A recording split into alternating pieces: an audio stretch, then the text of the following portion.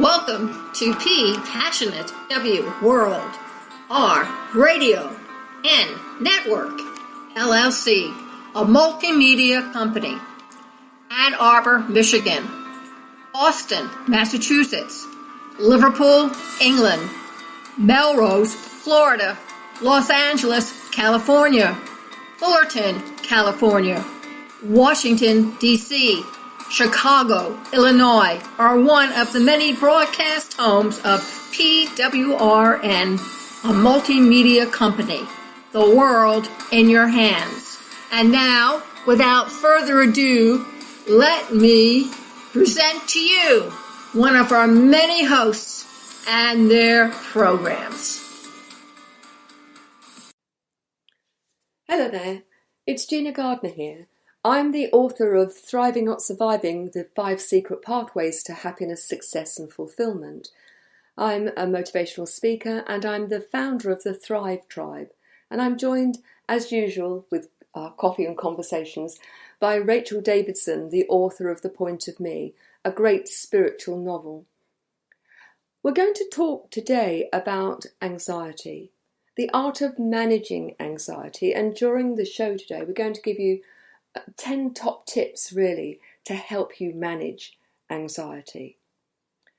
I think one of the things that's really important to recognise that anxiety is actually a natural response to stress.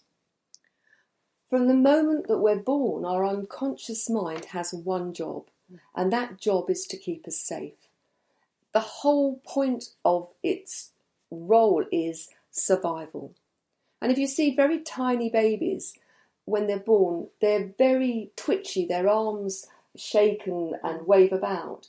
And it takes a few days for them to recognise that they can be safe and secure and that the adults who have care of them will take care of their security. Yeah. And as we grow through very small babies in toddlerhood, children will look to their carers to determine whether something is safe or not. They look at the face and they look at the expression. Yes. And as we grow older, so we learn to manage our own safety, some better than others. So the response to stimuli like stress and so on can often be created in those very, very early days, can't they? Absolutely. If you happen to have parents who are very anxious, then you are more likely to be very anxious. Although it's not a cast iron rule, because you can often have children in one family where one is a huge risk taker and the other is very, very careful. Yes. So some of it is your innate wiring.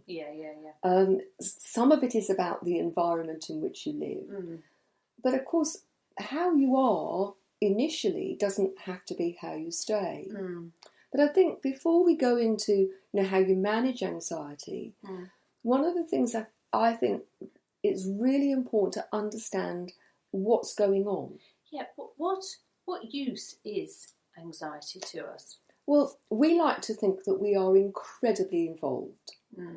But actually, we are not much different to gazelles or deer on the savannah, or rabbits who are in the field, close to your house or in the country. We have an innate need to survive. And so our natural instinct is to be wary, to be mindful of the threats that are around us. If there is a perceived threat, and I'll come on to the word perceived, because for the most part, we perceive that the threat is life-threatening, but actually it's not.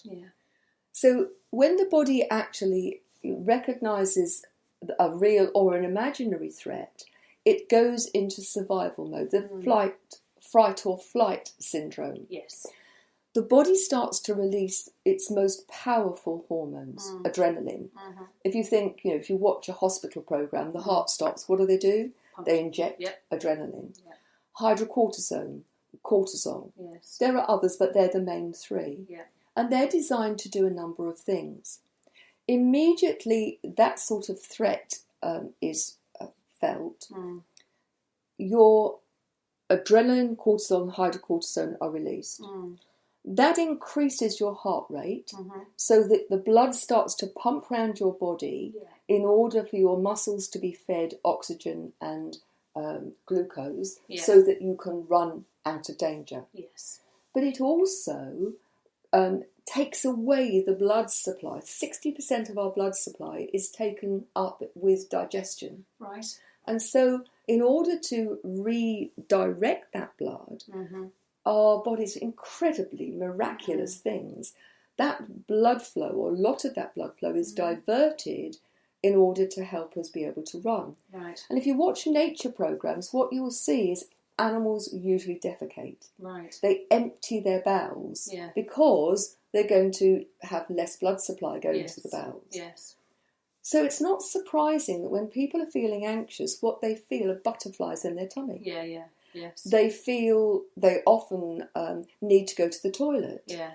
They feel a bit lightheaded. Yes. And all of those physiological signs are just a response to the physiological changes that get us ready to run. It's funny, we have a joint friend who referred to her period of anxiety in her life as every morning she'd get up and have her anxiety poo. Bit too much information, possibly, but it's a real truth. Yeah. The other thing is that they talk about our digestive system being the second brain. Yes. And there's more and more evidence which shows that there are nerve cells all the way down that have a real connection to the part of our brain which deals with fear and anxiety. Yes, yes. And so, if you find yourself needing to go to the toilet, if you're feeling sick, if you're feeling that your tummy is all over the place, it is a very clear physiological sign, if you're also anxious, that it's the anxiety. It's interesting that you talk about anxiety in animals and how they work. I mean, I used to keep horses, and an anxious horse, a spooky horse, they are obviously a prey animal, so they are designed to be wary and to watch out for the wolves on the horizon. So it's in their DNA to be risk averse, and but you can get horses that are calm and bomb proof.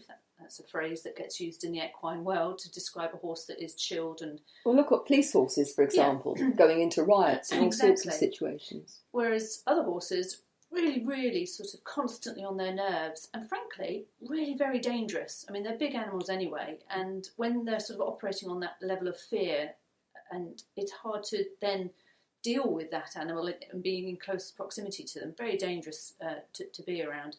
And the same with dogs, actually. An anxious dog is so much harder to deal with than one that is just aggressive because he thinks he needs to own the place. An anxious one, far more dangerous. And whilst anxious people are not dangerous to other people, generally speaking, there are inherent dangers of being anxious all the time. Yes. Because those hormones, they're incredibly powerful. They're designed to get you out of danger. They're not designed for you to stay in that place. Yes. You're either eaten or you escape. Yes. So they're designed for short-lived periods.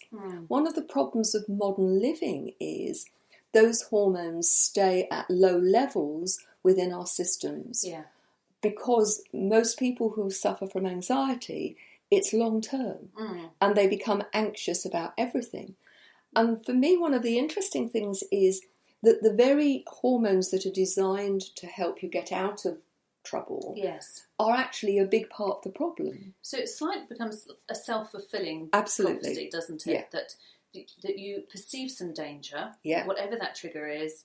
Your body has a physical reaction to it. The hormones that are produced in order to, save you, stick around because actually, you're not dealing with danger. And then those same hormones that are supposed to save you then start to, create this much more dangerous situation for you to be in.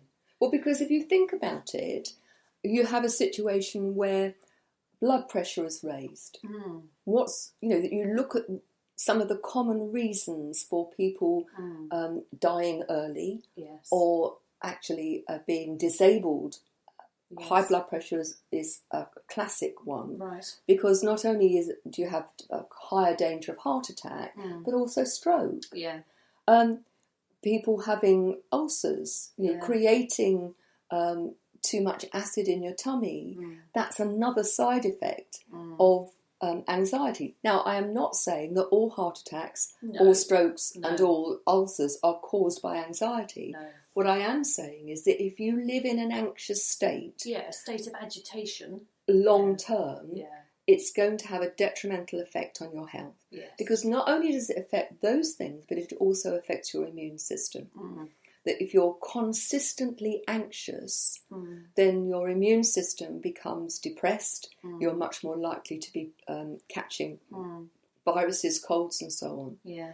Because so much of your inner physical resources Yes. are being taken up in trying to keep you safe. Yes. And the more anxious you get, Yes. because your Yes. body is trying to keep you safe. Yes. But there's a huge emotional cost too. You can only use your time and your energy once. Yeah. It's a finite resource. We've talked about that on another show. Yeah. But if your time and your emotional resources, your headspace, is consistently taken up with being anxious, I shouldn't have done that, I should have done the other, what's going to happen, I don't think I can manage, then there's no headspace to do anything more positive. No. So it becomes very destructive, and it's a bit of a beast. It feeds off itself. Well, going back to those spooky horses, it was often because they hadn't been exposed to a normal life and weren't living a natural balance. Yeah. And the way to slowly calm them down was to slowly increase their exposure to stuff that frightened them. Yes. And I don't know, maybe that's the same. I mean, well, as it's a person, exactly the same. You think how often we've talked about living within your comfort zone, and how narrow that world becomes. This is about, in a controlled way. I'm not suggesting anybody's foolhardy, but in a controlled way, challenging your comfort zone. Yes. Most things are scary the first time you do it. Yes. But I think in today's modern world, we've talked about the news and the fact that you are bombarded with images of things which actually engender fear over which you have no control. Yes. People are anxious about their relationship, the fact they haven't got one, or the fact that the one that they have isn't as they wanted. Yeah. It's not the Disney relationship that they dream of. Yeah. Or about money, or about where they're going to live, or getting work, or doing well in work. There are so many things that it is possible to be anxious about. Yes. And once you start being anxious, then it's contagious. It goes from one area of your life into another, another. And although I believe you can be anxious without being depressed, I think if you are depressed, then your level of anxiety is much more easily triggered. Right. Now, you see, I would describe myself as a person who hasn't really ever suffered from anxiety. I mean, I've had my anxious moments, but they've always been relatively natural and normal, considering what I was going through. But I have been a person who's suffered depression, and I've always thought of depression and anxiety as sort of opposites. But I'm not sure if that's actually true. I think what we tend to get are simplistic models. Yes. We were talking earlier, weren't we, about depression is often seen as looking, living in the past, looking back, and anxiety worried about the future. Yeah. But I've met many clients who are anxious about things that they've done or didn't do in the past. And I've met plenty of people who are depressed, and there's depression because something in your life has happened. So depressed about a bereavement or a loss of something, a relationship that's not gone well. So I think we've got to make a distinction between depression, which is created through life experiences, and depression, which is clinical, around people who are depressed despite the fact that actually life is pretty good. And I think if we're talking about the former, people who are depressed in terms of life's activity, then I think anxiety is the other side of it. But I'm not sure I'm not medically it's trained. Not as simplistic as that, is it? I don't. I think it's a 3D model, and we're being given a 2D model. Nothing's ever that simple, is it? No. And I think some people are predisposed to anxiety or depression, where other people are blessed in the fact that they're not. But I don't think that because you have that problem and you're predisposed, that means that you have to stay stuck. There was an interesting interview with Tommy Tiernan and Michael Harding. Michael's an author and columnist of the Irish Times, and he did a tiny little piece to camera about depression, because he suffered depression for all his life. And he says depression is very natural. He thinks everyone has it, and he goes on to say very eloquently about how he thinks that depression is a signal for something to change. It's a small death, as he describes it. Right. And I wondered actually if anxiety was sort of the same, but different symptoms, a different process going on, but equally a similar message to you that you're approaching stuff in the wrong way. You're worrying about the wrong things, and that actually all of these symptoms are little knocks on your door to say, perhaps you should try something different. I think most negative emotions are actually trying to teach us that things could be done in a better way. Guilt is an emotion which is designed to teach us not to do the same thing again, but to do it differently. Yeah. And I think anxiety, for me, I think it's saying to whoever's experiencing it, there is something that needs to be dealt with. Yes. And I think part of that is for people to take stock of the measure that they're using, because anxiety often is completely disproportionate to the situation at hand. Yes. And as we've already said, that once you are in an anxious state, the anxious state actually creates more anxiety because of the hormones. And because we talk about a heightened reality, don't we? Yeah. And that's effectively what's happening, is that your perspective on things is warped, is changed, is different from what actually the reality is. And it's the stories and the narratives that we tell ourselves. We make meaning of everything. We do. And we have a perspective on everything. Is it the truth? Yeah. No, it's a truth. It's your truth. Yes. But it doesn't necessarily mean it's the absolute truth. No. We make stories up about everything. Yeah. I find it fascinating that we are the author of our own life story, yes, aren't we? Yes. And you as an author know that you have lots of options. We were talking about you're writing your next book and how the characters, you've got choices about do they take the light way or the dark way? Yes. Do they how they're going to react? And I think lots of people think that only happens when you're writing novels. Yeah, no. But the truth is, it happens as you write your life story. Yes. So why don't we write ourselves a great part, the part of the hero? That's why I think human beings created stories and books, because in creating fiction, we describe meaning for our day-to-day existence. And I mean, obviously, as a story writer, I love narratives and stories, but I've always thought that maybe there's an aspect of, if you're making up this story, whatever it is, that's making you anxious, and you accept that you're making up a story about it because it's not actually happening, then make up a different story. Because if you can make one story up, you can make another story up. Of course you can. A really great example is stage fright.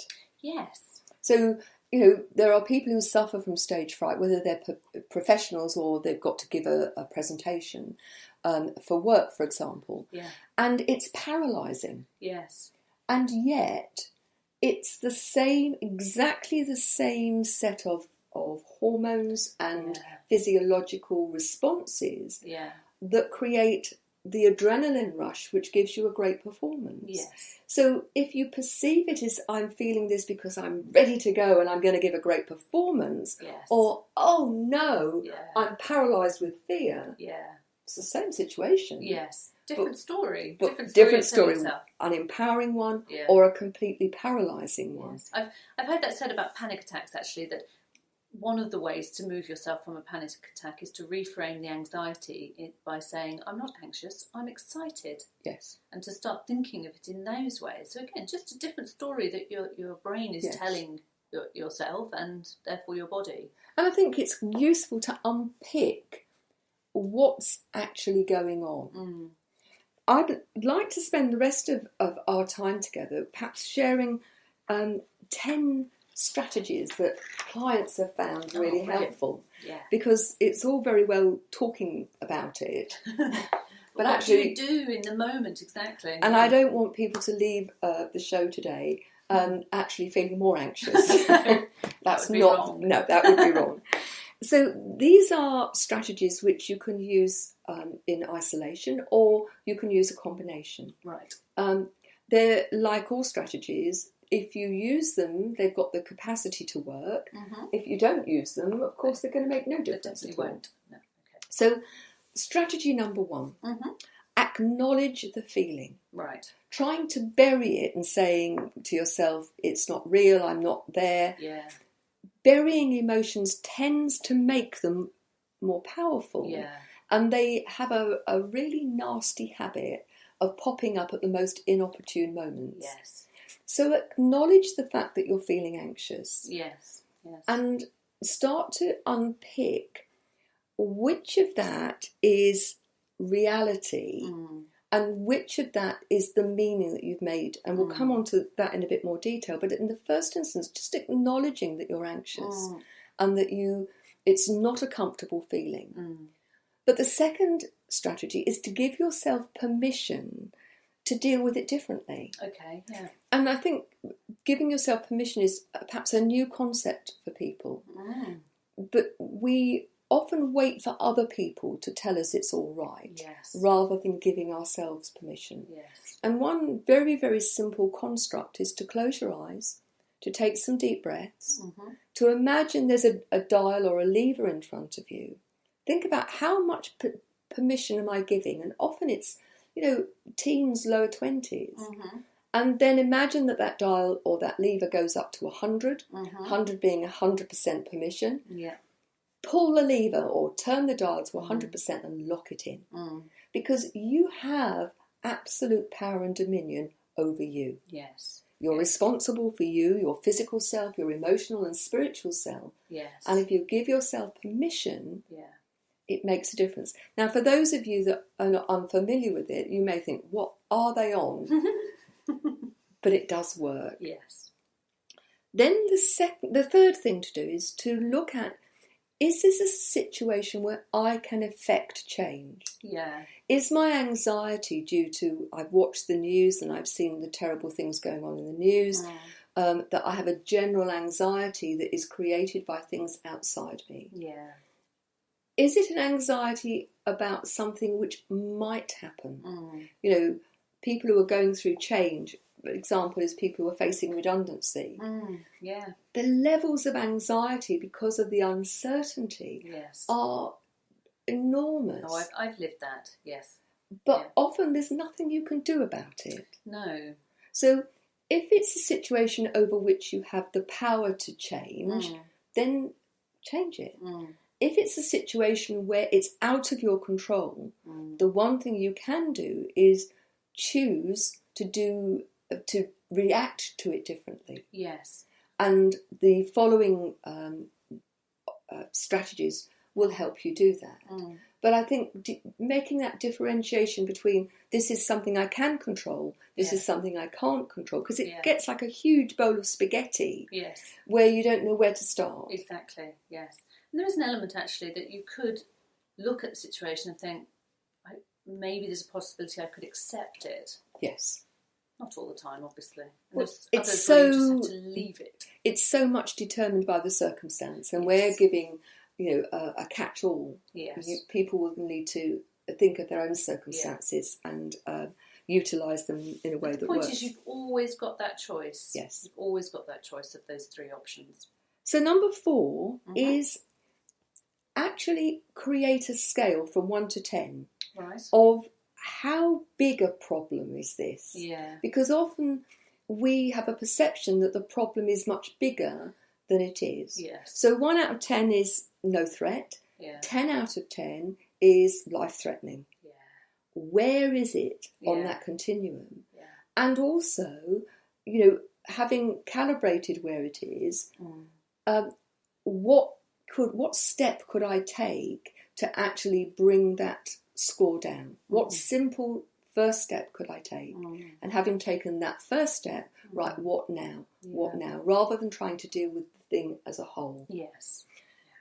So number 5 is to do the mountain molehill test. I like this one. So, to ask yourself, is this a mountain or a molehill?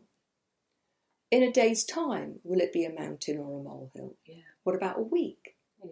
What about in a month? Yeah. Will it still be a mountain, or will it have been downgraded because time has passed? And what about at the end of the year, or the end of your lifetime? So if it's going to be downgraded in time, why not choose to downgrade it now and save yourself the angst that's going to go on for a day, a week, a month, a year? I really love that one because it's just a really easy way of getting true perspective. Yeah. If you're feeling very anxious, one of the quick ways to deal with this is to change your physiology. So your physiology determines in the moment very often how you feel. So if you stand in a way, imagine that you'd won the pools or you'd won the lottery, your physiology is going to be very different to if you had just lost a fortune. But changing your physiology can be done by breathing. Yeah. It's my belief it's why so many people go and make a cup of tea in a crisis, because they physically get up and they go and they have an action which has a beginning, a middle and end. Yes. But also, getting up and doing a dance, hopping on one foot. Seems silly, but one of the other strategies that laughter is a huge antidote to anxiety. So if you actually change your physiology and you do something which makes you laugh, Ministry of Silly Walks, or just something that breaks the state of anxiety, that can really help you feel more resourced in order to do some of the strategies which perhaps will take a longer time. That really reminds me again, going back to those horses, because horses, with their fear response, if you chase them, and in training of horses, that's often in a sand menage, and if you, in inverted commas, chase them, so they're acting upon their fear response of running away, after 15 minutes of this, they will physically change, because there's a process that basically says, well, I've been running for 15 minutes and the strategy hasn't helped me, the threat in inverted commas is still here, so they try a different technique. So it gets rid of all of the cortisol and the stress hormones because they're physically burning them off, and then they're able to come back to the situation, same situation, the person is still standing next to them, that was the threat in inverted commas, and actually approach them in a different way. Which is brilliant. Exercise is brilliant. It's the next strategy. Yes. Exercise burns off all of those hormones. Yeah. It is a huge antidote to any of the stress hormones. Yeah. Laughter and exercise are great. Yes. And if you think about it, in modern day, we don't run away from our threats. We tend to stay inured in those threats. Yes. But going to take some exercise and some it doesn't have to be long, but it's useful if it's a brisk walk or a run or a cycle or a swim, something that actually will enable you to burn those hormones off. So it needs to get your heart rate up in order to burn those things off. Yeah. So exercise is a really great one. For me, exercise and laughter are the two simplest, biggest antidotes in the short term to anxiety. One of the things that clients have found helpful, if the anxiety persists, is to write down, just unfiltered, everything that you're worried about. Right. Just to splurge it all on paper, leaving no detail. Right. Now, sometimes that's enough. Yeah. But actually, if it's not, then read out loud what you've written to yourself and then write it again. Again, not a direct copy, but start with a new piece of paper and write all your anxieties out a second time. Right. and then read it out. Right. Often that's enough. Yes. If it isn't, write it out a third time.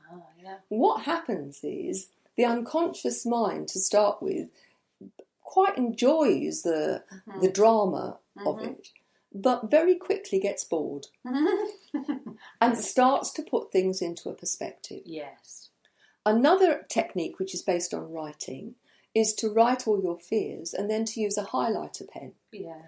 And to take the highlighter pen and to look at all of your anxieties on paper and highlight what is actual truth, different colour highlight pen, what I've made up, what can I do about it, which are the things that I can actively do. Yeah. And what that does is it helps order the mind so that the mind can deal with that. Yes, yes.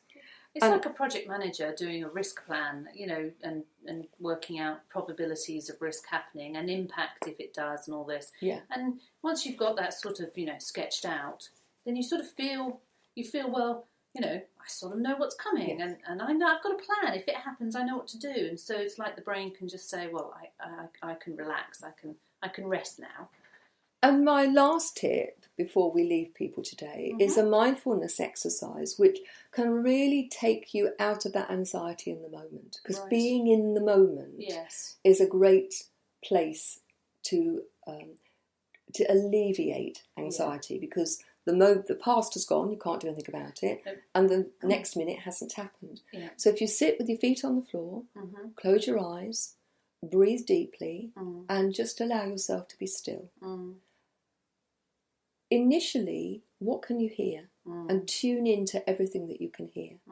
And then what can you feel? You know, your clothes on the chair, the breeze on your face if you happen to be doing this outside.